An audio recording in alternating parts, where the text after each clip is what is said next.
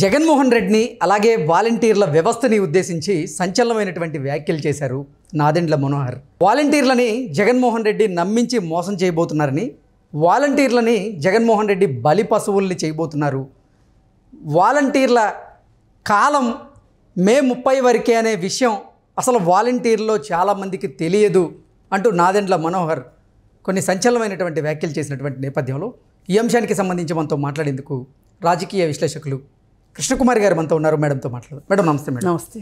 ఆయన వ్యాఖ్యల వెనకమాల అసలు వాలంటీర్ వ్యవస్థలో ఉన్న లోటుపాట్లు కావచ్చు, లొసుగులు కావచ్చు, అసలు ఏముంది దాని లోపల అనేది ఆయన మొత్తం గమనించారు.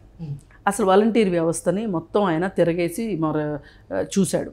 చూస్తే దానిలో తేలింది ఏంటి అంటే, ఎందుకు చూశాడు అంటే, ఈ మధ్య కొంతమంది చేత బలవంతపు రాజీనామాలు చేయిస్తున్నాడు. వాళ్ళ చేత చేయించితే మొత్తం వాలంటీర్లు అందరూ కూడా సంఘటితం అవుతారు. వాళ్ళందరూ కలిసి మళ్ళీ జగన్మోహన్ రెడ్డి వస్తేనే మనకు ఉద్యోగ భద్రత ఉంటుంది అని వాళ్ళు నమ్ముతారు అనేది జగన్మోహన్ రెడ్డి వ్యూహం.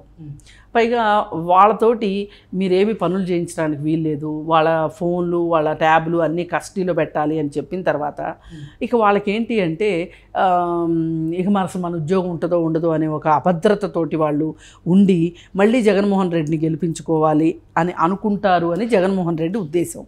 అయితే ఈ మధ్య ఆయన వాలంటీర్లు మీ జీవితాలు నాశనం అయిపోతాయి, నేనైతేనే కొనసాగిస్తాను అది ఇది అని జగన్మోహన్ రెడ్డి మాట్లాడటం విన్నాడు. విని అసలు మొత్తం దాంట్లో ఏముందో చూద్దామని చెప్పి ఆ జీవో తెప్పించి చూస్తే అందులో ఉన్నది ఏంటి అంటే, మే 31వ తారీఖు తోటి వాళ్ళ సర్వీసు అంటే ఉద్యోగ ఒప్పంద నియామక పత్రాలు ఉంటాయి, దానిలో 31 తోటి క్లోజ్ అని ఉంది. అయితే ఇది క్లోజ్ అవ్వకుండా ఉండాలి అంటే ఈ ఎలక్షన్ కోడ్ రావటానికి ముందే ఒక సైన్ పెట్టి ఉండాల్సింది, నేను ఇంకొంతకాలం కొనసాగిస్తున్నాను అని చెప్పి. ఎవరికి? వాలంటీర్లకి. ఈ పని చేస్తే గనక ఎలాగూ మనకు ఉద్యోగం ఉంటుంది కదా, ఎందుకు జగన్మోహన్ రెడ్డి దగ్గర పెట్టి చాకరీ చేయాలని వాళ్ళు అనుకుంటారు అని చెప్పి ఈయన ఏం చేశాడు తెలివిగా, నేను పదవిలోకి వచ్చిన తర్వాత ఫస్ట్ సంతకం మీకే చేస్తాను అన్నంత లెవెల్లో, అంటే ఎవరు అడిగితే వాళ్ళకి ఫస్ట్ సంతకం అని చెప్తున్నాడు. దీని వెనక మాల లొసుగేంటి అంటే, వీళ్ళతోటి ఇంకా బండ చాకరీ గాడి చాకరీ చేయించుకొని ఇక వాళ్ళని నట్టేట్లో ముంచాలని. పైగా జూన్ 4వ తారీఖున ఈయనే వస్తాడని గ్యారంటీ ఏంటి? రాకపోతే వాళ్ళ పరిస్థితి ఏంటి? మరి 5 ఏళ్ళు వాళ్ళతో గాడి చాకరీ చేయించుకున్నందుకు, గొడ్డు చాకరీ చేయించుకున్నందుకు అసలు నీకేమైనా విశ్వాసం అనేది ఉంటే గనక, నువ్వు గనక మనిషివే గనక అయ్యి ఉంటే ఏం చేయాలి? వాళ్ళకు ఉద్యోగ భద్రత కల్పించాలి కదా. ఈ 5 ఏళ్ళు వాళ్ళని కట్టుబానిసల్లాగా వాడుకున్నావు కదా, మూటలు మోపించావా లేకపోతే ఏం చేశావు? అన్నీ చేయించుకున్నావు కదా వాళ్ళ చేత. మరి వాళ్ళకి ఎందుకు ఒక భద్రత కల్పించలేకపోయావు నువ్వు? నీకు ముందే తెలుసు వాళ్ళ ఉద్యోగం మే 31తో అయిపోతుంది అని తెలిసినప్పుడు కూడా నువ్వు ఎందుకు చేయలేకపోయావు? చేసుంటే నిన్ను కనీసం వాళ్ళు శబాష్ అని అనుకునేవాళ్ళు కదా, ఏమోలే మా కోసం చేశాడని అనుకునేవాళ్ళు కదా. సరే, ఏది ఏమైనా వాళ్ళని గొంతు కోసాడు. వాలంటీర్లని, చదువుకున్న పిల్లల్ని ఇదేదో గవర్నమెంట్ ఉద్యోగం అనేటట్లు భ్రమింపజేసి వాళ్ళని ఇబ్బందుల పాలు చేశాడు. సరే, ఈ ఇబ్బందుల పాలు చేసిన తర్వాత ఇప్పుడు వాళ్ళకి సంబంధించి పకడ్బందీ అయిన విషయం ఏది ఆయన మేనిఫెస్టోలో పెట్టలా. వాలంటీర్ల గురించి నేను మళ్ళీ నియామక పత్రాలు ఇస్తానంటున్నాడు తప్పితే, అంటే ఎక్స్టెన్షన్ ఇస్తానంటున్నాడు తప్పితే సర్వీస్కి ముందే ఎందుకు చేయలేదు అని వాళ్ళు ప్రశ్నించలేరు కదా పాపం. పైగా వాళ్ళతోటి ఇప్పుడు కూడా వాళ్ళని వాడుకుంటున్నాడు, వాళ్ళతో బలవంతంగా రాజీనామాలు చేయిస్తున్నాడు. రాజీనామాలు చేయించి వీళ్ళందరూ మాకు మళ్ళీ జగన్మోహన్ రెడ్డే కావాలి అనే పరిస్థితి కల్పిస్తున్నాడు. కల్పించి ఈ రోజుకి ప్రచారం చేయించుకుంటున్నాడు. ఇప్పుడు ఎలక్షన్ కమిషన్ ఒక మాట అయితే అంది, ఏమని? ఎక్కడైనా సరే వాలంటీర్లు అధికార దుర్వినియోగానికి గనక పాల్పడితే గనక మీరు ఓటర్కి కంప్లైంట్ చేయండి అని. ఎంతమంది చేస్తారు చెప్పండి? ఎంతమంది చేయడానికి ముందుకు వస్తారు చెప్పండి? అయ్యే పనేనా అది? అసలు అలా కాకుండా అసలు ఎన్నికల కమిషను ఇంకా పకడ్బందీ చర్యలు కూడా తీసుకోవచ్చు కదా, తీసుకోలేదు. దీనికి నాదెండ్ల మనోహర్ చెప్పేది ఏంటి అంటే, ఈ రకంగా వాళ్ళని మోసం చేశాడు, వాళ్ళ గొంతు కోసాడు, మరి వాలంటీర్లకి ఇంత అన్యాయం చేస్తాడా జగన్మోహన్ రెడ్డి అని ఆయన ప్రశ్నిస్తున్నాడు. మనం కూడా ఒక మాట ఈ విషయంలో చెప్పాల్సింది ఏంటి అంటే, ఇవాళ కూటమి, తెలుగుదేశం పార్టీ కావచ్చు, జనసేన కూటమి, ఈ కూటమి వీళ్ళు ఉన్నారు. ఇప్పుడు వాళ్ళకి ఆపోజిట్గా ఉన్నది గెలవగలిగింది కూటమే కాబట్టి ఈ కూటమి చేయాల్సింది ఏంటి అంటే, వీళ్ళని ఉద్యోగులుగా కాకుండా సర్వీస్ సెక్టార్ అన్న మాట మాట్లాడాడు. అంటే వీళ్ళు సేవకులు అనే మాట వాడాడు ఎవరు, జగన్మోహన్ రెడ్డి.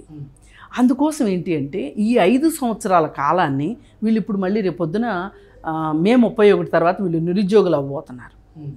వీళ్ళు మళ్ళీ పరీక్షలు రాసుకోవాలి, ఎగ్జామ్ కావాలి అంటే వీళ్ళకి ఇది ఒక ఎక్స్పీరియన్స్ సర్టిఫికెట్ లాగైనా గవర్నమెంట్ ఏదైనా ఒక జీవో తీసుకొస్తాము అని చెప్పాలి. గెలిచే వాళ్ళు ఎవరైనా సరే కూటమే గెలుస్తుంది అనే ఉద్దేశం ఉన్నారు కాబట్టి ఈ హామీ ఇప్పుడు ఇవ్వచ్చు. వాళ్ళు కూటమి వాళ్ళు ఇవ్వాలి ఈ హామీ, నేను డిమాండ్ చేస్తున్నా.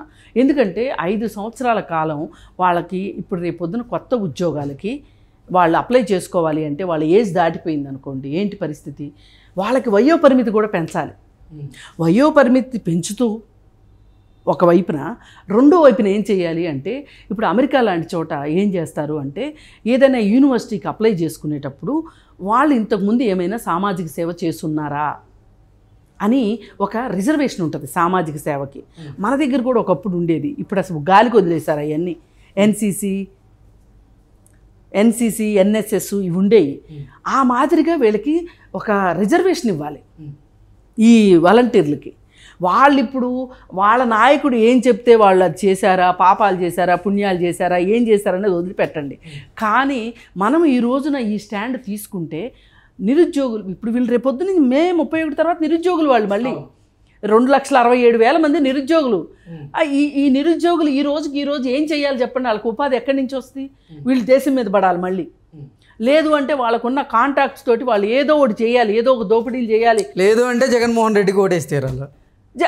అలాంటి పరిస్థితి తీసుకొచ్చారు. నేనేమంటున్నానంటే, ఇంత అన్యాయం చేసిన వాడికి ఓటేసే కన్నా కూడా వాలంటీర్లు మీరు కూడా ఆలోచించండి. నిజంగా అదే ఆయన వ్యూహమే అది కాదు, ఆయన వ్యూహమే అది. అందుకే నేను చెప్తున్నా, వాలంటీర్లనే నేను ఉద్దేశించి చెప్తున్నా.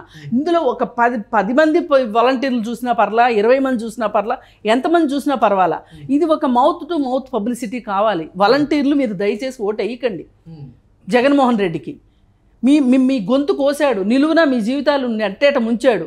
ఇప్పుడు వీళ్ళకి వయసు దాటిపోయింది అనుకోండి, 34 ఏళ్ళు ఏమో ఉంటుంది కదా, వీళ్ళు ఇది గవర్నమెంట్ ఉద్యోగం అని భ్రమపడి 29 ఏళ్లకో 30 ఏళ్లకో ఉద్యోగంలో చేరారనుకోండి, వాళ్ళు అప్లికేషన్ పెట్టుకోవడానికి కూడా లేదు వాళ్ళకి. అందుకే నేనేమంటున్నా, మీకు వయోపరిమితి సడలింపులు ఇవ్వాలి, అలాగే దీన్ని ఒక సర్వీస్ లాగా పరిగణించాలి. ఇప్పుడు ఎన్ఎస్ఎస్, ఎన్సీసీ ఉండేవి కదా మనకి, అవి ఇక్కడ అంత ప్రాచుర్యంగా ఉండవు. కానీ అమెరికా లాంటి దేశాల్లో నువ్వు సోషల్ సర్వీస్ చేసావా, సోషల్ వర్క్ చేసావా లేదా అని చూస్తారు. వాడికి 99.9% వచ్చినా వాడి అప్లికేషన్లో సోషల్ సర్వీస్ లేదనుకోండి, సోషల్ సర్వీస్ చేసినోడికే ఇస్తారు, వాడికంటే తక్కువ వచ్చినా సరే. ఇండియాలో ఆ పరిస్థితి లేదు. ఇండియాలో నేను అదే అంటున్నా. నేను పేరెంట్సే ఒప్పుకోరు, కొంతమంది సోషల్ సర్వీస్ చేస్తా అంటే ఒప్పుకోరు. అంటే ప్రభుత్వం వైపు నుంచి దానివల్ల ఉపయోగం ఉంది అని తెలిస్తే పేరెంట్స్ అయినా ఒప్పుకుంటారండి. మనకు స్పోర్ట్స్ కోటా ఉంది, లేదా ఇంకో కోటా ఉంది, ఇంకో కోటా ఉంది. వాళ్ళకి ఇప్పుడు సైనికులు ఉన్నారండి, సైన్యంలో చేసి వచ్చారనుకోండి, వాళ్ళకి ఏం చేస్తారు చెప్పండి? ఏజ్ రిలాక్సేషన్ ఇస్తారా? వాళ్ళు వచ్చిన తర్వాత ఇక్కడ ఉద్యోగాల్లో 5 ఏళ్ళు ఏమో వాళ్ళకి వయోపరిమితి సడలింపులు ఉంటాయి. అలాంటి సడలింపులు వీళ్ళకి కూడా ఇవ్వాలి. ఈ నినాదము తెలుగుదేశం వాళ్ళు తలకెత్తుకోవాలి. ఎత్తుకుంటేనే వాళ్ళకి న్యాయం జరిగినట్టు, లేదంటే వాళ్ళు అన్యాయం అయిపోతారు పాపం. నాకు మొదటి నుంచి కూడా వాలంటీర్ల గురించి, వాళ్ళు చేసే కొన్ని దుర్మార్గాలు, విధిలేని పరిస్థితిలో చేసిన వాటిని పక్కన పెట్టేసేస్తే మిగతా వాళ్ళందరూ అమాయకుల్లాగా సంచులు మూటలు మోయటం నేను నా కళ్ళారా చూశాను. ఆంధ్రాకి వెళ్ళినప్పుడు ఇంట్లో బాగానే ఉంటారు ఇంట్లో వాళ్ళు, వాళ్ళకి రేషన్ ఎందుకు ఇవ్వాలి చెప్పండి? వీళ్ళు తీసుకొచ్చి ఎందుకు ఇవ్వాలి? జగన్మోహన్ రెడ్డి వీళ్ళని ఒక గూఢచారులుగా వాడుకున్నాడు.